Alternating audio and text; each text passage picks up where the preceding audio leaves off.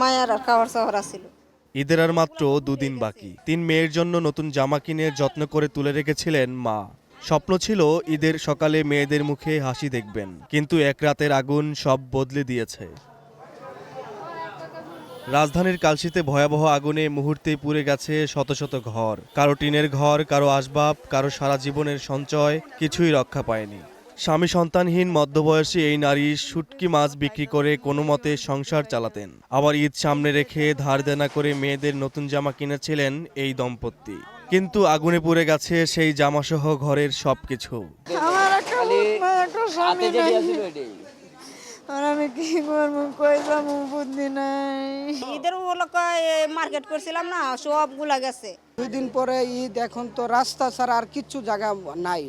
এমন না, টাকা পয়সা তো যা ছিল সব এখানেই দিয়ে দিছি। শুধু এই পরিবার নয়, কালশির আগুনে এক রাতেই নিঃস্ব হয়ে পড়েছে অসংখ্য মানুষ। কেউ হারিয়েছে শেষ সম্বল, কেউ হারিয়েছে সন্তানদের ঈদের হাসি, আবার কেউ হারিয়েছে নতুন করে বাঁচার সাহস। গেঞ্জি, হাফ প্যান্ট, এই যে কিনছিলাম, কসমেটিক, কিছুই পাহাড়তে পারলাম না। টাকা পয়সা আসছিল, 20,000 টাকা আসছিল ঘরে, আবার চাউলে কাপড় চোর কিছুই বাঁধতাম, ডেক পাতি কিছুই বাঁধতে পারলাম না, সব পুড়ে গেছে। খালি জানডালে এবার চাইছি। আমি সরকারের কাছে আমার একটাই আবেদন, আমার স্বামীটা প্রতিবন্ধী, আমাকে যেন একটু সাহায্য করে, আমারে যেন একটু পুনর্বাসন দেয়। কালশির আগুন শুধু ঘর পোড়ায়নি, পুড়িয়ে দিয়েছে অসংখ্য মানুষের ঈদের স্বপ্নও। সব হারানো মানুষগুলোর এখন একটাই প্রত্যাশা, নিরাপদ একটা মাথা গোজার ঠাঁই।